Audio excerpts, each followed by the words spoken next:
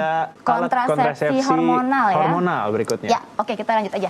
Kontrasepsi hormonal yang saya tadi bilang. Jadi kontrasepsi hormonal ini bisa untuk yang tadi menjarakan atau menunda, tapi tidak bisa untuk menghentikan. Baik. Ya. Jadi kita fokus di hormonal. Hormonal ada apa aja sih? Ada pil.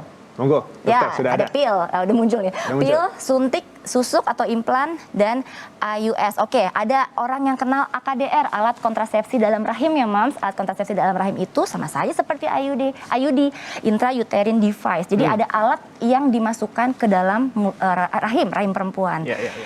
Dan kalau ngomongin soal plus minusnya banyak banget nih. Aku mungkin ngomongin poin-poinnya buat Mams di rumah ketahui. Yang pertama, pil KB. Keuntungannya apa sih? Keuntungannya Mams nggak mesti ke dokter kandungan atau ke bidan terus-menerus tiap bulan. Betul. Nggak mesti khawatir misalnya ketakutan, ketakutan untuk dibuka. Punten ya, dokter kandungan teh masalahnya bagian dalam. Betul. Jadi suruh tiduran, diperiksa-periksa segala macam. Nah itu banyak ketakutan gitu. Itu tidak didapatkan di KB, pil KB. Tapi kekurangannya juga ada. Kekurangannya, Mams suka pada nggak disiplin tuh, Mams. Rata-rata konsisten. Iya, dia tidak konsisten. Mestinya di jam 7 setiap hari, tiba-tiba mundur jadi jam 12 siang atau tiba-tiba malam. Aduh, aku udah minum belum ya? Lupa minum. Lupa minum sehari, 2 hari bisa aja hamil langsung. Jadi jangan khawatir, menggunakan pil ini bukannya malah bikin rahimnya kering. Enggak. Bahkan karena dosisnya sudah disesuaikan, jadi lebih sedikit, itu mengakibatkan Mamsnya malah jadi lebih subur. Oh, justru itu. Nah, kekurangan yang lain dari pil KB atau semuanya ini yang hormonal, ini memang mengganggu siklus menstruasinya Mams. Ya, dan juga bisa membuat peningkatan resistensi pembuluh darah. Jadi akhirnya resiko darah tinggi ada. Kalau jangka panjang, resiko untuk terjadi kanker rahim juga ada. Kalau jangka panjang, kembali lagi seperti itu ya. Next, kita masuk ke suntik KB. Dokter, mungkin dari efek samping dari si alat kontrasepsi hormonal ini juga ada yang merubah bentuk tubuh. Mungkin berat badannya nambah. Jadi menahan, jadi resistensi cairan kita bilangnya. Cairan, ya? Selain ngaruh ke pembuluh darah, ngaruh ke berat badan juga. Jadi memang ya sebenarnya sih plus minus selalu ada. Makanya kadang-kala kita ngomongnya kalau kontrasepsi teh kayak apa? Kayak jodoh-jodohan. Belum tentu wanita si A1 ini cocok sama dengan si B.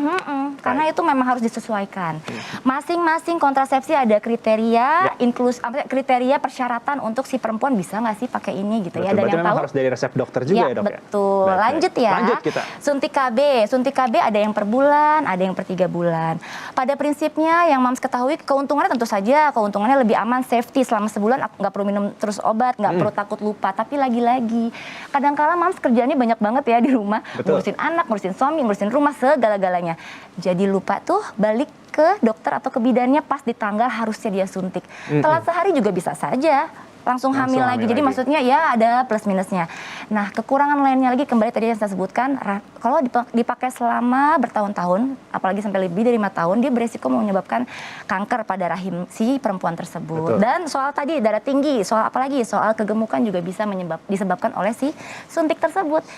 Implan sama saja, Mas. Implan itu sama saja karena prinsipnya malah implan dosisnya lebih besar. Oke, nah yang berikutnya lagi tuh kita bahas yang terakhir yaitu IUS. IUS itu sama aja kayak IUD. Jadi prinsipnya atau AKDR atau spiral, alat kontrasepsi dalam rahim. Sama semuanya, prinsipnya dia dipasang di dalam rahim tuh, Mas. Jadi Mams melulu ya bawaannya. Nah, itu prinsip kerjanya beda. Memang dia jadi menghalangi spermanya si laki-laki untuk bisa membuahi si perempuan. Jadi keburu udah ada terjadi infeksi secara steril di dalam rahim si perempuan. Plus minusnya banyak, Mas. Nanti kita mungkin bahas-bahas.